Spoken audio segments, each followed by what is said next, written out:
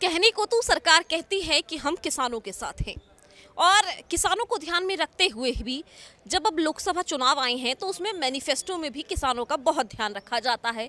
कहा जाता है कि किसानों के लिए हम ये करेंगे, किसानों के लिए हम वो करेंगे। लेकिन जब किसानों की ज़मीन पर कब्जा हो और कब्जा कराने वाले पुलिस वाले हों तो क्या हो।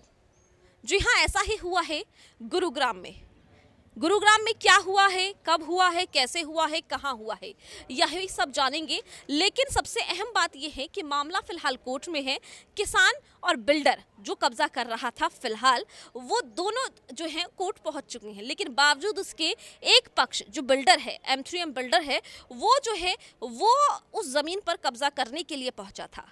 सबसे पहले वो तस्वीरें देखिए जिन तस्वीरों में दिखाई दे रहा है कि कैसे JCB चल रही हैं और कैसे यहाँ पर खेती को खराब किया जा रहा है। और ये पुलिस वाले जो यहाँ तस्वीरों में दिखाई दे रहे हैं, ये पुलिस वाले खुद वहाँ खड़े होकर कंपनी के द्वारा वहाँ पर कब्जा करा रहे हैं। मीडिया जब वहाँ पर पहुँची तो ये कब्जा कराने वाले और जो कब्जा करने वाले हैं वो 9-2-11 हो गए। क्या कुछ मामला था, क्या हुआ, वही सब जानेंगे। एक बुजुर्ग हैं, किसान हैं, उनके साथ मारपीट भी हुई, उनको जो है पुलिस जो है थाने में उठाकर लेकर आई। अब जानते हैं कि किसानों से कि आखिरकार आज उनके साथ यहाँ पर क्या कुछ हुआ है। ये बुजुर्ग है, सबसे पहले मैं आपको दिखा दूं कि इनके साथ मारपीट भी जो है वो की गई है। ये देखिए पुलिस वालों ने खूब इनको मारा है, इनकी जो है चोट भी लगी है। तो सबसे पहले फिलहाल मैटर कोर्ट में है। कोर्ट में मैटर कोर्ट में। हाँ। पुलिस आई, क्या किया पुलिस ने? पुलिस ने हमको तो मार दिया। वो हम 4-5 थे, हमारे को मारा जबरदस्ती, गाड़ी में बैठा के यहाँ थाने ले आए। और जो थानेदार था उसने मेरे खुद इंडिविजुअल मारा। ये लगे यार मेरा ये हाथ भी डैमेज हो रहा है। अच्छा। हाँ। आपको आपके साथ भी मारपीट हुई है? हाँ, मारपीट सभी के साथ मारपीट हो। सबको जबरन गाड़ी में डाला गया और कंपनी के किसी जवान को कुछ नहीं कहा है, जबकि मैटर हमारे कोर्ट में चल रहा था। देखिए तस्वीरें जो है, मैं आपको फिर से वो तस्वीरें दिखाती हूँ जिसमें पुलिस के साथ और जितने भी यहाँ पर लोग थे वो यहाँ पर भागते हुए नजर आ रहे हैं। और जो है इस मामले को संक्षेप से जानने की कोशिश करते हैं। क्या हुआ था, कहाँ की घटना है, सब कुछ बताएं। मैडम ये सेक्टर 79 नौरमपुर के अंदर सेक्टर 79 की घटना है। ये हमारी दादा लाई प्रॉपर्टी थी। इस पर हम काबिज थे। हमारे पास फसल गिरदावरी, ट्यूबवेल का कनेक्शन और सारे डॉक्यूमेंट हमारे पास कंप्लीट है। हम पिछली 5-6 साल से लगातार यहाँ पे खेती बाड़ी कर रहे हैं और हमने किसी को कोई कब्जा नहीं दिया। और हमने collaboration Revital realty private limited company से किया था, जो कि उन्होंने हमें 30 महीने के अंदर डेवलप करके प्लॉट देने थे, प्लॉटेड लैंड देनी थी। हमारे दादाजी की और हमारे ताऊ जी की टोटल लैंड 20,000 गज उन्होंने देनी थी, लेकिन उन्होंने हमें कोई लैंड नहीं दी। हम अपनी ज़मीन पे काबिज हो गए थे। उसके बाद M3M आती है। M3M कहती है कि इस लैंड का तो हमने डील कर ली है, जबकि ना तो हमारा कोई यानी कि किसी तरह के सिग्नेचर हुए, ना ही कोई हमारा एफिडेविट बना। रजिस्ट्री आपके नाम? रजिस्ट्री हमारे नाम है, जमाबंदी में हमारा नाम है जी, सब कुछ।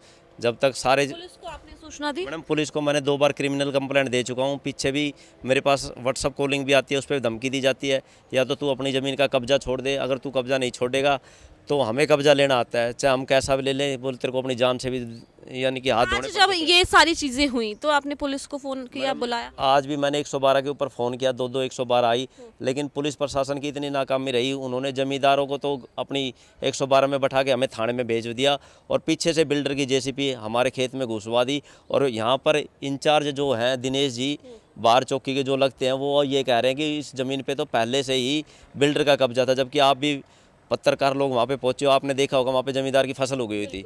तो मैडम बहुत ज़्यादा नाजायज़, बहुत ज़्यादा जाती हो रही है। और कंपनी वालों ने हमें पहले ही इतला दे दी थी, बोला हमने है ना प्रशासन को पैसे दे दिए, हमने 15 लाख रुपए भेज दिए हैं और तुम्हारी ज़मीन पे कब्जा होगा, तुम्हारे से जो हो कर लेना। आज या कल मैडम पिछले रविवार की घटना है। रविवार को भी शाम को कम से कम 150 बाउंसर और ये JCB लेके आए थे। उसके बाद भी मैंने 112 पे फ़ोन किया था। उस दिन तो क्या कहते हैं, जैसे गांव के कुछ आदमी इकट्ठे हुए थे तो ये चले गए थे। आज हम शाम को अपनी फसल तोड़ने के लिए वहाँ बैठे हुए थे तो इन्होंने JCB लेके आए। JCB को हमने रोकने की कोशिश की, हमने 112 पे फ़ोन किया, 112 वाले आ गए। उसके बाद चौकी इंचार्ज बार गुजर से दिनेश जी आते हैं, वो आके कहते हैं कि ये ज़मीन तो इनकी है, इस पे तो कब्जा इसका है, जबकि हमारी फसल उगी हुई है और हमें गाड़ी में बैठा लेते हैं। आपका मामला कोर्ट में है? मैडम मामला कोर्ट में विचाराधीन है। मैंने इनको कहा भी, मैंने इनको दिखाया भी कि मामला कोर्ट में लगा हुआ है। कोर्ट नंबर 2 गुड़गांव में ये मामला लगा हुआ है और शनिवार की तारीख लगी हुई है। मैंने प्रशासन से गुहार भी करवाई कि जी आप 2 दिन का समय दो, दोनों पक्षों को बैठा लो, जो कोर्ट का मामला होगा मान्य होगा। हमने कोर्ट में रीट डाल रखी है और हमने कोर्ट में मामला डाल रखा है मैडम। आप सुन सकते, देखा कि इन्होंने साफ तौर पर ये बताया है कि मामला फिलहाल कोर्ट में है। किसी को भी हम सही या गलत नहीं बता रहे, लेकिन हाँ हम ये जरूर कह रहे हैं कि जब दोनों पक्ष जो है वो कोर्ट पहुंच चुके हैं, तो एक पक्ष जो है वो किस तरीके से कब्जा कर सकता है और पुलिस प्रशासन कैसे एक कंप्लेनेंट को या फिर कोई भी हो किसी को कैसे जो है वो पुलिस में या फिर थाने में लेकर आकर बंद कर सकता है, ये सबसे बड़ा सवाल है। मामला कोर्ट में होने के बावजूद पुलिस के पास ये हक नहीं है कि पुलिस जो है वो किसी को कब्जा कराए, लेकिन पुलिस जो है वो यहाँ पर साफ तौर पर कब्जा कराती हुई नजर आ रही है और इसी के लिए यहाँ पर ये किसान जो है वो आवाज उठा रहे हैं। अब देखना ये होगा कि आखिरकार पुलिस प्रशासन इस बारे में क्या कुछ कहता है और पुलिस प्रशासन अपनी इस नाकामी को किस तरीके से छिपाने की कोशिश करता है। हालांकि जब हम पुलिस के पास पहुंचे तो पुलिस ने इस मामले पर कुछ भी कहने से इनकार कर दिया और कहा कि मामला कोर्ट में है, हम कुछ नहीं कर सकते। लेकिन सवाल ये उठता है कि जब मामला कोर्ट में है तो पुलिस वहां खड़ी होकर अब तक कब्जा क्यों करा रही थी, और जब मीडिया आई तो वहां से पुलिस ने उन बाउंसरों को और खुद भी वहां से 9-11 क्यों हो गई। आपको क्या लगता है कि पुलिस ने ऐसा क्यों किया होगा और क्या ये सही है, वो आप मुझे कमेंट करके जरूर बताएं। खबर को शेयर इतना करें ताकि ज्यादा से ज्यादा लोग देख सकें और जान सके कि M3M कंपनी किस तरीके से यहाँ पर सिखोपुर के किसानों के साथ गलत कर रही है। क्या नाम है आपका? मेरा नाम सुरेश सन ऑफ सूरत सिंह है जी। हाँ जी, क्या हुआ है अभी यहाँ पे? ये हमारी नौरंगपुर गांव में ये हमारी ज़मीन थी और ये ज़मीन पे हम रेगुलर सब्जी वगैरह लगाते आ रहे हैं। हर फसल पे हमारे पास सर्व उस फसल का ब्यौरा भी है और ये हमने सुपरटेक के साथ 2012 में कोलैबोरेशन किया था। उसके बाद में अब आके M3M ये कह रही है कि भाई ये ज़मीन तो हमारी है। तो हमने कहा भाई हमारा तो कोलैबोरेशन होता 2012 में होता, उसके बाद में तो आप कहाँ से आ गए इसमें। तो ये मैटर फिर हमारा चले गया कोर्ट में।